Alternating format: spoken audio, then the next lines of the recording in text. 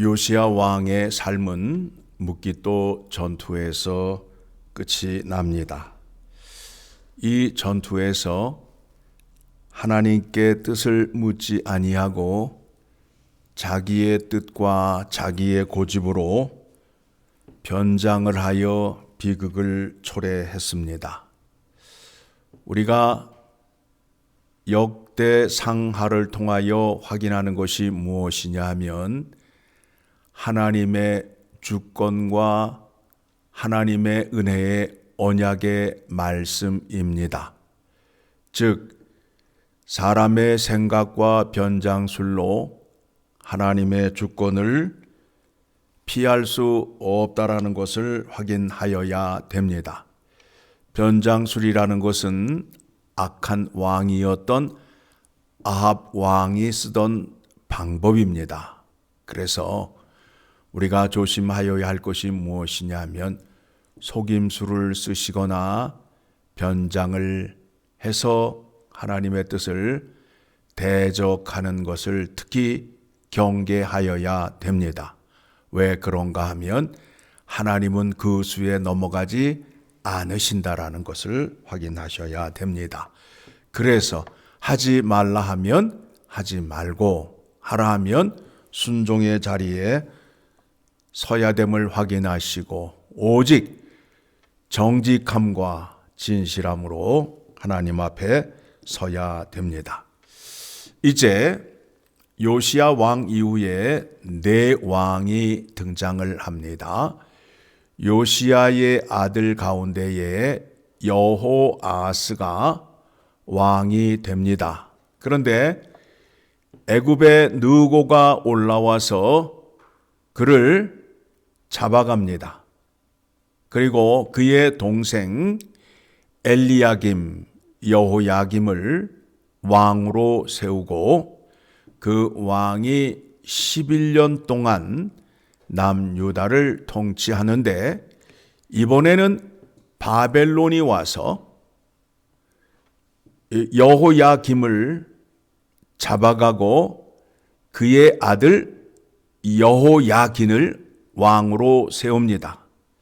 3개월 동안 왕위에 있었는데 그 왕도 바벨론이 잡아가게 됩니다. 그래서 이번에 다시 여호야긴의 숙부 작은아버지가 되는 시드기야를 왕으로 세웁니다. 11년 동안 남유다를 통치하게 되는데 예레미야 선지자와 하나님께서 많은 사신을 보내어서 목에 피가 나도록 여호와 하나님의 말씀을 외쳤습니다. 그런데 시드기야 왕과 그 백성들이 하나님의 말씀을 듣지 아니하였습니다. 그래서 시드기야 왕의 두 아들이 왕이 보는 앞에서 죽임을 당하고 시드기야 왕은 두 눈이 빠지고 쇠사슬에 묶여 바벨론으로 잡혀가게 되는 내용이 역대하 36장에 기록이 되어 있습니다.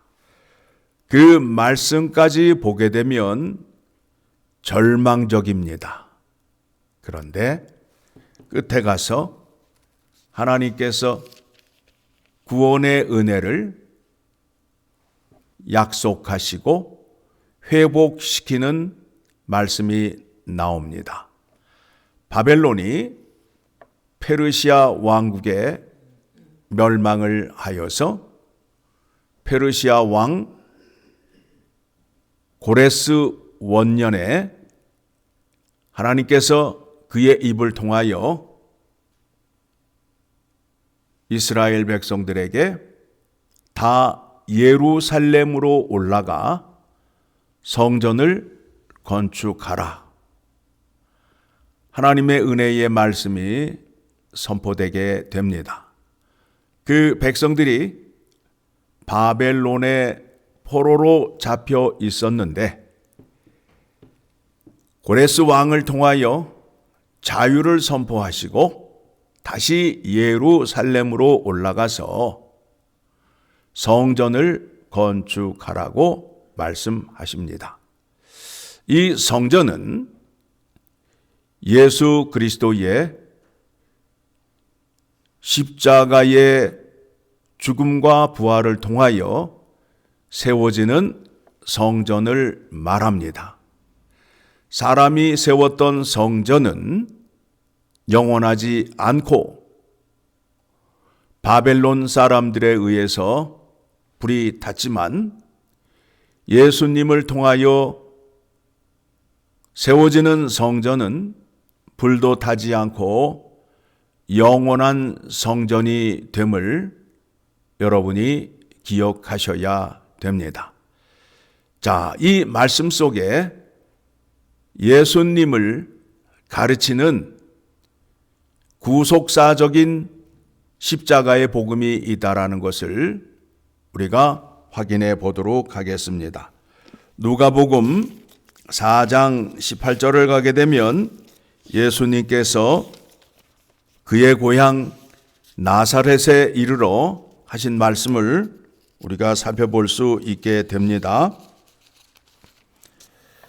주의 성령이 내게 임하셨으니 이는 가난한 자에게 복음을 전파하게 하시려고 내게 기름을 부으시고 나를 보내사 포로된 자에게 자유를, 눈먼 자에게 다시 보게 함을 전파하며 눌린 자를 자유롭게 하고 주의 은혜의 해를 전파하게 하려 하심이라 하였더라. 하나님께서 포로된 이스라엘 백성들을 누구를 통하여 자유를 주지요? 고레스 왕을 통하여 자유를 줍니다. 예수님을 통하여 우리에게 주는 그 자유는 무엇이냐 하면 우리가 범죄함으로 인하여 마귀에게 압제를 당하고 눌림을 당하고 있습니다.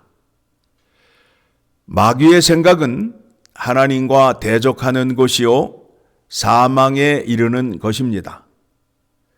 그 백성을 예수님의 십자가의 대속의 은혜와 예수님께서 모든 권세를 다 이기신 그 능력으로 우리를 구원해서 이제는 더 이상 마귀의 종이 아니라 하나님의 종으로 삼는 은혜를 우리에게 주시는 겁니다. 그래서 이제 우리는 하나님의 말씀을 순종함으로 인하여 하나님을 기쁘게 하고 하나님을 찬양하며 영광을 올려드릴 수 있는 자가 되었다라는 겁니다.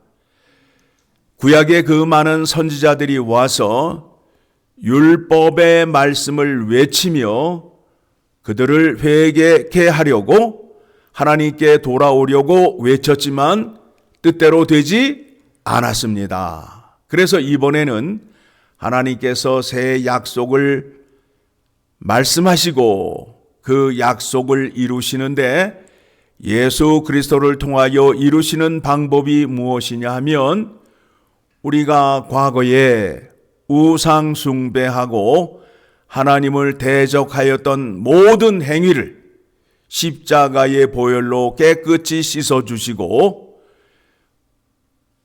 약속의 성령을 우리에게 주심으로 인하여 그 성령이 내 안에 들어와 계심으로 인하여 이제는 하나님의 말씀을 깨달을 수 있고 들을 수 있고 순종할 수 있는 자리로 나아갈 수 있게 하여 하나님 나라의 백성으로 삼아주시고 더 큰 은혜를 주셔서 예수와 함께하는 자가 됨으로 인하여 하나님을 아버지라 부를 수 있는 자가 되었다라는 겁니다.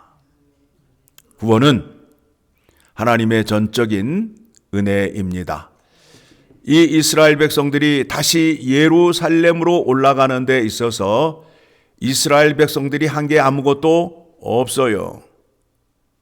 하나님의 은혜로 말미암아 이 백성들이 다시 예루살렘으로 올라가게 되었고, 우리들도 구원을 얻는 데 있어서 우리의 어떤 행위나 노력으로 얻은 것이 아니라 죄와 사망 가운데 있는 우리를 불쌍히 여기사 우리를 십자가의 보혈로 깨끗이 씻어주시고 하나님의 은혜를 내려주셨음을 확인함으로 인하여 그 하나님의 은혜가 얼마나 큰지를 확인하는 자리로 나아가야 된다라는 겁니다.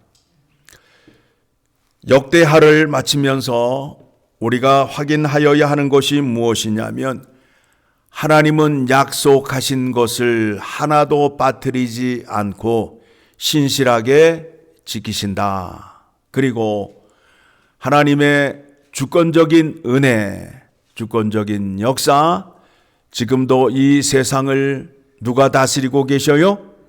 하나님이 다스리고 계심을 믿으심으로 인하여 이 땅에 포탄이 떨어지고 악한 것들이 왔다 갔다 할지라도 우리는 평안을 얻을 수 있을 수 있습니다. 그리고 참된 예배의 중요성을 확인하셔야 됩니다. 하나님께서 다윗을 통하여, 솔로몬을 통하여 성전 안에서 예배의 질서를 우리에게 주셨습니다. 하나님이 정하신 방법대로 예배를 드릴 때에 하나님께서 그 예배를 받아주심을 믿으시고, 그 다음에 성전의 중요성을 우리가 확인하여야 됩니다. 성전 안에 우상이 들어와 있고 이방신을 섬기게 되면 하나님은 그 예배를 받지 않으신다라는 겁니다.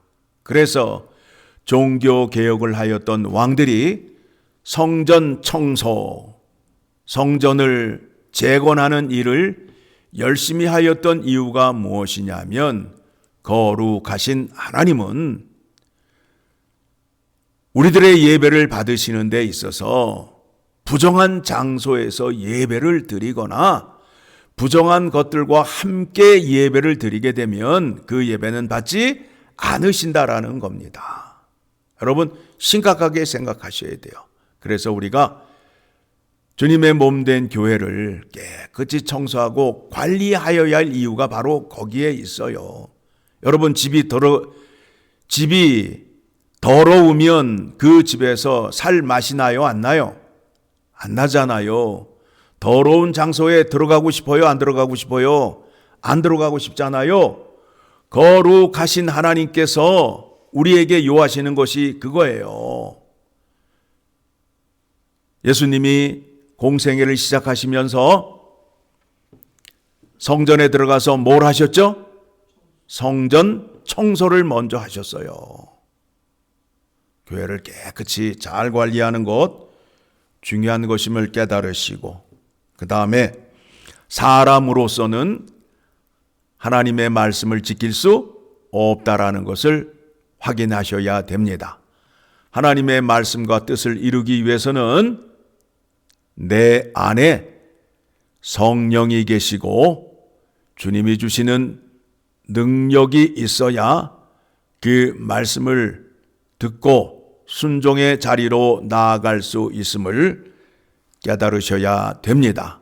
즉, 우리에게 중보자 예수 그리스도가 계시고 보혜사 성령이 함께 하셔야 하나님의 뜻을 이루며 하나님께 영광을 올려드릴 수 있음을 깨달으셔서 날마다 예수 그리스도와 함께 하나님의 말씀을 살피시고 순종의 자리에 서서 하나님을 기쁘게 하는 여러분 되시기를 간절히 소망합니다.